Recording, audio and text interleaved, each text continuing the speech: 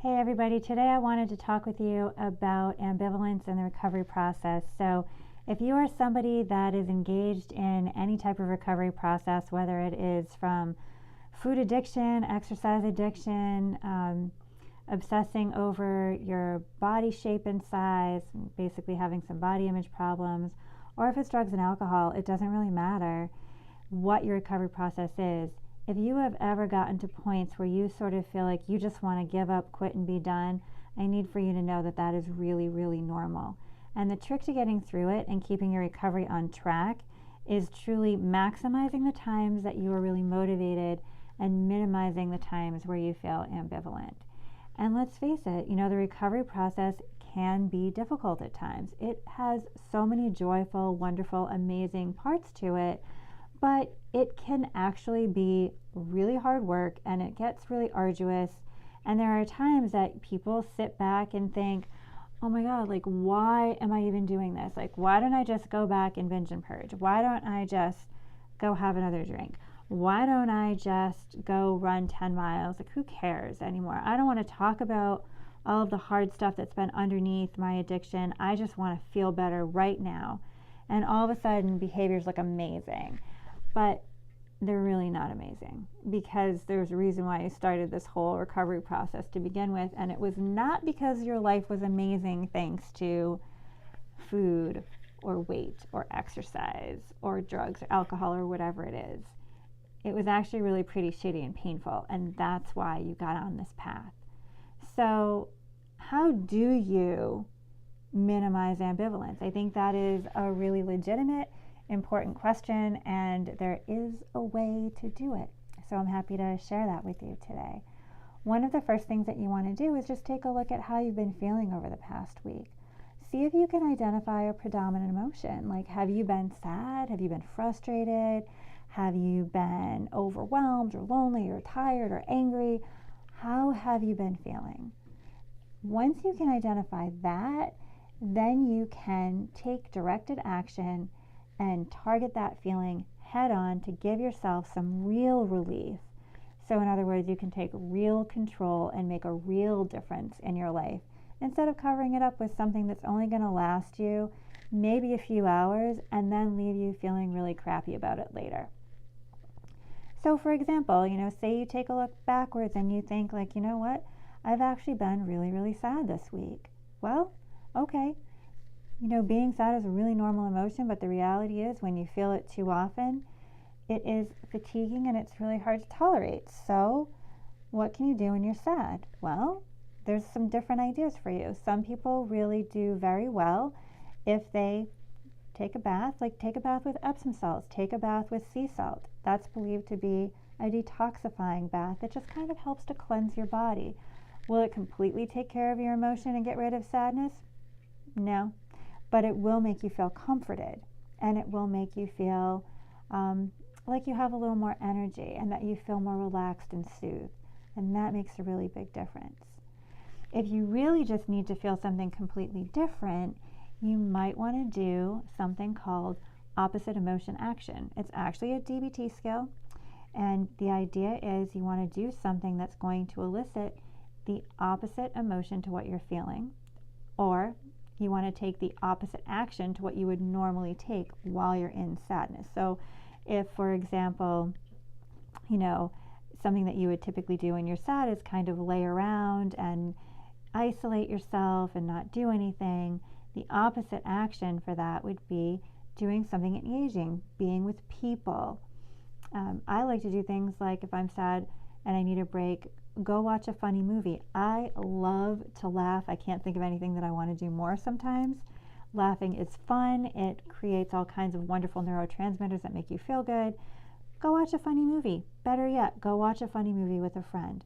Now you are active and engaged. You're not moping around, and you are laughing. And it works really, really, really well. Well, what if you're frustrated, though? What would you do then?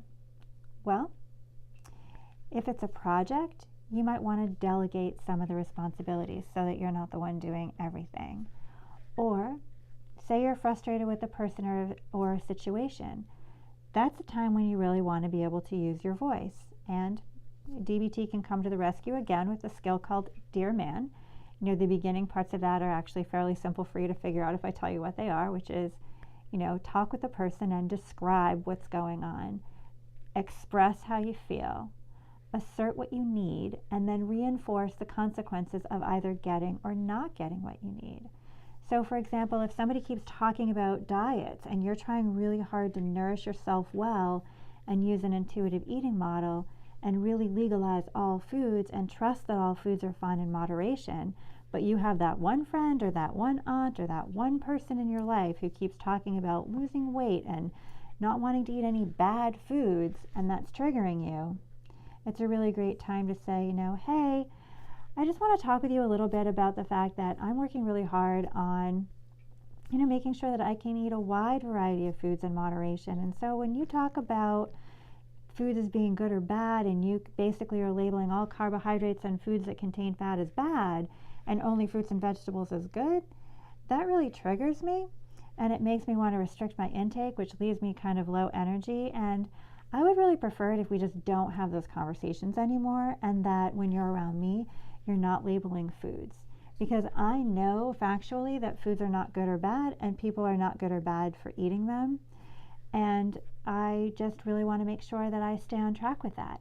I feel like if I hear too much of that, I'm going to get off track and do some things that I don't really want to do. So I really appreciate your help with that.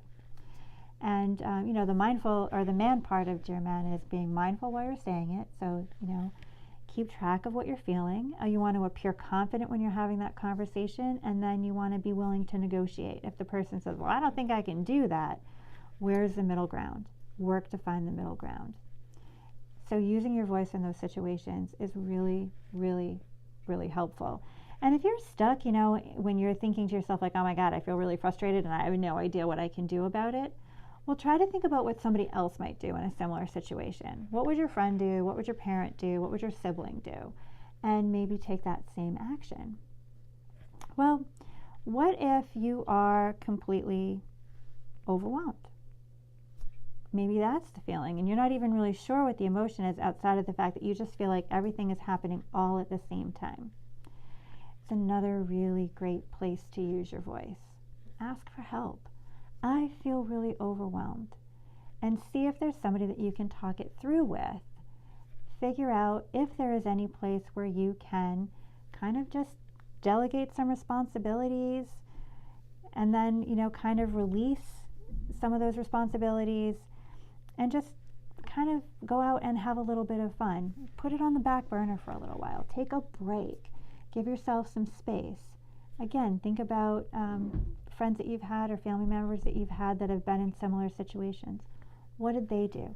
Does that feel possible to you? What if the feeling is you're really lonely? You've been spending a lot of time by yourself. The reality is forms of addiction tend to be really isolating. You probably already know the answer that I'm going to say that you might want to think about doing. Surround yourself with people. If you feel like you don't have any supportive friends in your life, pick up the phone and call somebody. Good Samaritans has a hotline there. You don't have to be on the brink of committing suicide in order to reach out and talk to them. If you have an eating disorder, pick up and call somebody like MEDA, which is the Multi-Service Eating Disorders Association, or try calling NEDA, the National Eating Disorders Association. Go online. For people who have traumatic histories, it can be really challenging. You can be alone at night and you can feel really overwhelmed and triggered and alone and lonely. There are some really safe, beautiful forums online. For those of you who don't know about Pandora's Aquarium, check it out. It's a really beautiful community. They have a 24/7 chat room. The forums have amazing people there. It's moderated heavily, so it's a very safe place to be. Just check out pandys.org, pandys.org. It's a really great place to get some support. What if you're just tired? You've had a really, really challenging week. Maybe you've done a lot of work in recovery. Maybe you're in a program. Maybe you're in a graduate school program or college or high school, or maybe your job is just exhausting. Get some rest. Try the please skill. That's actually one that's from DBT that talks about really trying to focus on our physical bodies and really taking care of it. Making sure you're getting enough sleep. Making sure you're getting a little bit of movement. Don't overdo it, don't underdo it. If you're on an exercise restriction because you're not in a healthy enough space, by all means, honor that.